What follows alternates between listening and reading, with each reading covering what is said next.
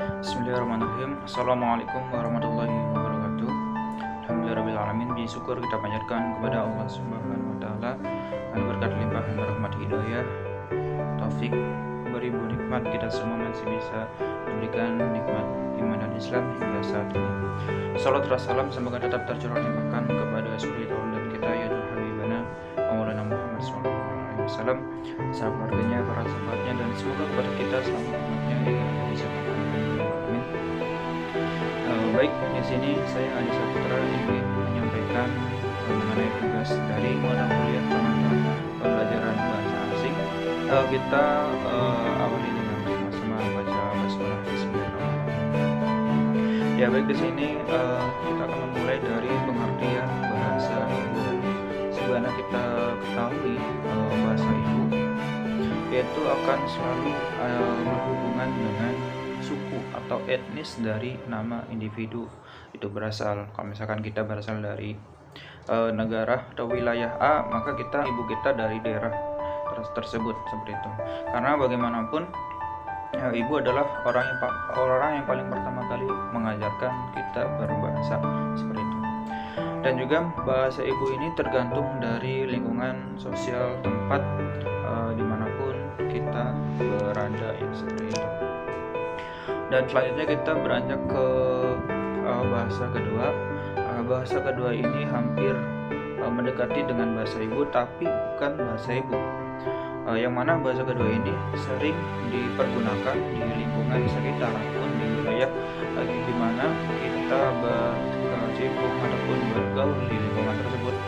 Nah, itu disebut dengan bahasa kedua, atau istilah gampangannya itu lokal, ya, bahasa lokal kita. Misalkan kita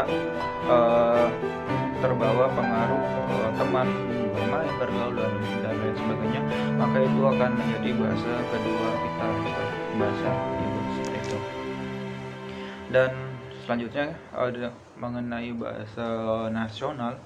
Ini bahasa identitas suatu bangsa ataupun negara, ya.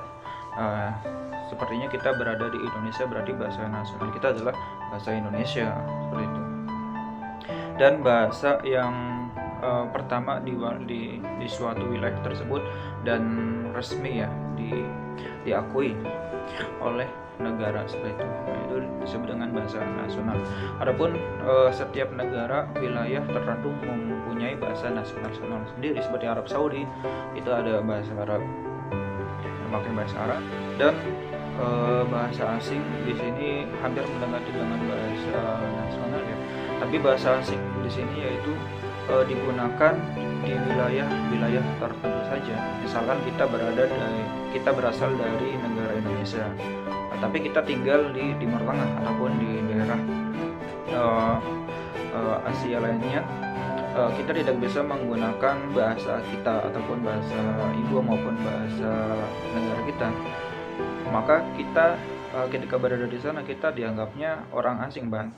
Kita pasti harus mengikuti bahasa yang kita tempati. Misalkan kita berada di luar negeri, berarti kita harus mengikuti bahasa di sana. Tidak bisa kita memaksa orang yang di sana mengikuti bahasa kita, gitu. Jadi kita yang harus mengikuti. Dilihat dari persamaannya mengenai dari 4 poin ini, yaitu bahasa ibu, bahasa kedua, bahasa nasional, dan bahasa asing di sini, yaitu pertama, persamaannya adalah satu tujuan sama, itu untuk komunikasi. Pertama untuk komunikasi, dan kedua untuk dipelajari, memahami, yang pastinya kita bakal membantu, mempermudah dalam hal-hal yang mungkin kita diperlukan suatu waktu, seperti itu. Dan persamaan selanjutnya itu sama-sama digunakan di wilayah tertentu saja.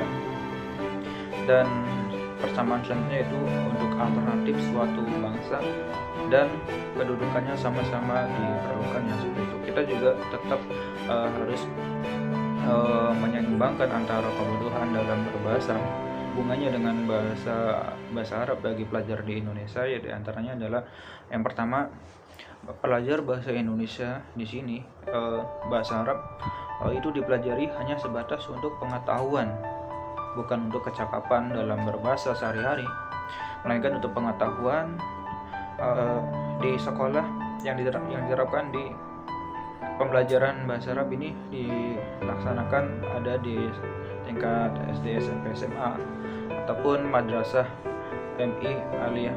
Dan juga bahasa Arab ini di Indonesia yaitu hanya sebagai landasan memahami ajaran agama, yaitu agama Islam yang berpedoman kepada Al-Quran dan juga kitab-kitab hadis dan sebagainya yang berbahasa Arab seperti itu. Baik, mungkin itu saja yang dapat saya sampaikan. Kurang lebihnya mohon maaf. Bila taufiq wal hidayah. Akhirul kalam. Wassalamualaikum warahmatullahi wabarakatuh.